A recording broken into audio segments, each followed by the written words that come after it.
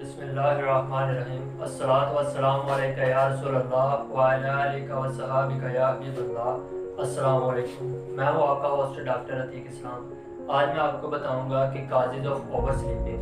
पिछली वीडियो में हमने देखा था कि जो ओवर स्लीपिंग होती है वो एक हैबिट भी होती है, लेकिन वो हैबिट के अलावा जो होता है किसी न किसी डिजीज़ की वजह से भी ओवर स्लीपिंग हो सकती है।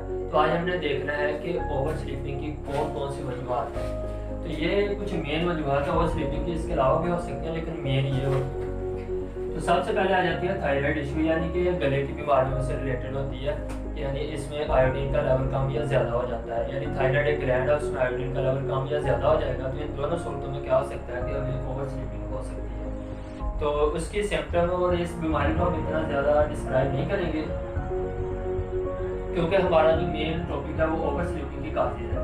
तो ये जब डिजीज़ होती हैं इनकी सिम्टम और काजेज बहुत सारी चीज़ें अलग अलग होती हैं। तो मैं सिर्फ आपको इतना बताऊंगा कि ये बीमारी जो होती है कौन सी होती है। यानी थायराइड ग्लैंड होता है, उसकी बीमारी है, यानी इसमें आयोडीन कम या ज़्यादा हो जाती है। दूसरी आ जाती है दिल की बीमारी, यानी हार्ट डिजीज। अब दिल की बीमारी में यानी क्या हो सकता है कि हमारी जो क्रोनरी आर्टरीज है वो तंग हो सकती हैं, यानी कि किसी भी वजह से, यानी कोलेस्ट्रॉल लेवल कम या ज़्यादा होने से दिल की नाली में क्या हो सकता है कि खून के नोतरे जम सकते हैं, उससे हार्ट अटैक वगैरह भी हो सकता है।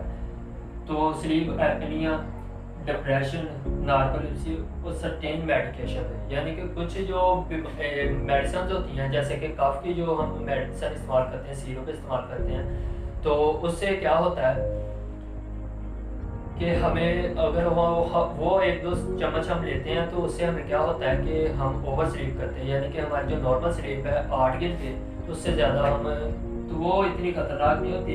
लेकिन अगर ये चीज़ें हैं 4-5 डिजीज़ हैं तो उससे क्या होगा, तो ओवर स्लीपिंग की जानब लेके जाएंगी। तो ओवर स्लीपिंग क्या होता है कि उसके नुकसान होते हैं, वो हमने पिछली वीडियो में डिस्क्राइब किया है। तो सेम पिछली वीडियो वाले ही नुकसान होते हैं। उसके अलावा आज हमने पढ़ना है कि disadvantages of late night sleep, यानी कि कुछ लोग होते हैं वो रात को देर तक जागते रहते हैं, तो उसके बाद वो सुबह देर तक सोते रहते हैं। तो उसके क्या नुकसान हैं? उसके नुकसान पहले ये होता है कि इंसान का जो इम्यून सिस्टम है वो वीक होता है। इम्यून सिस्टम ये हमारी बॉडी में दिफाई निज़ाम होता है बीमारियों को अगेंस्ट। जब ये वीक होगा तो हमें ज़्यादा बीमारियाँ लगेंगी, स्टोमिक की बीमारियाँ, गुर्दों की बीमारियाँ, दिल की बीमारियाँ, यानी कि बेशुमार डिजीज़ हमें लग सकती हैं इम्यून सिस्टम के वीक होने से।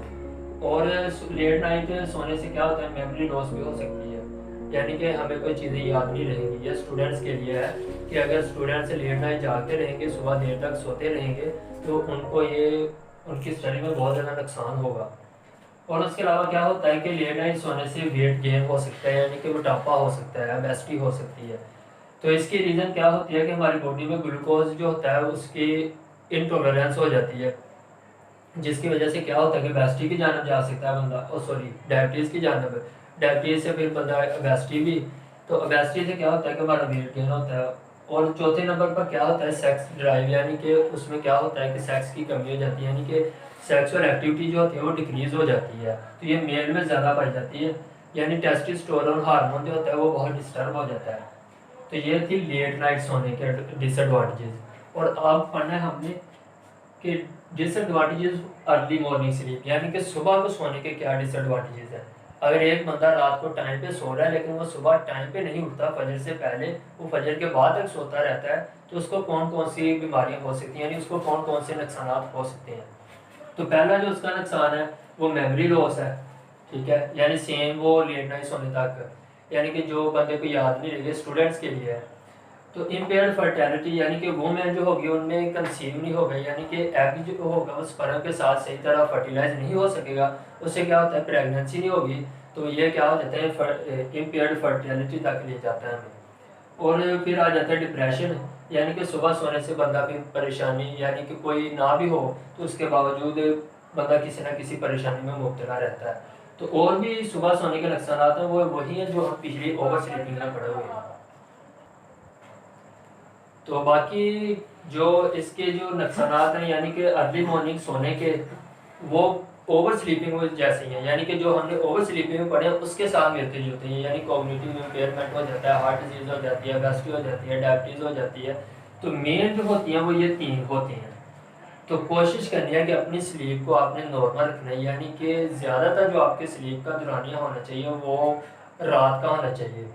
अब प्रॉब्लम यहाँ पर एक ये बनती है कि जो अब समर से यानी कि गर्मियों का सीज़न चल रहा है, तो इसमें क्या होता है कि रातें छोटी होती हैं, यानी कि हमारी जो स्लीप है वो मुकम्मल नहीं होती। यानी कि अगर हम 10 बजे भी सोएं तो सुबह 4 बजे हमें उठना पड़ सकता है, तो ये 6 घंटे बनता है। तो स्लीप को फिर हम कैसे पूरी कर सकते हैं? तो हम 2 घंटे अगर दोपहर को सो जाएंगे, 2 घंटे अगर हम दोपहर को स्नैप यानी कि दोपहर को कैलुला करेंगे, तो उससे भी क्या होगा कि हमारी स्लीप पूरी हो जाएगी और उसके भी बेशुमार एडवांटेजेस हैं। तो अगर सर्दियों की रातें हैं तो सर्दियों में तो कोई टेंशन वाली बात नहीं होती, क्योंकि 8 घंटे की नींद जो होती है वो आसानी से पूरी हो सकती है। तो मैक्सिमम स्लीप जो है वो 8 घंटे होनी चाहिए।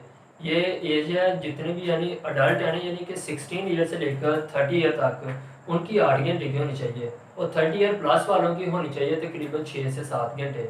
और जो 4 साल से 16 साल तक है उनकी जो नींद होनी चाहिए वो तकरीबन होनी चाहिए 9 से 10 घंटे।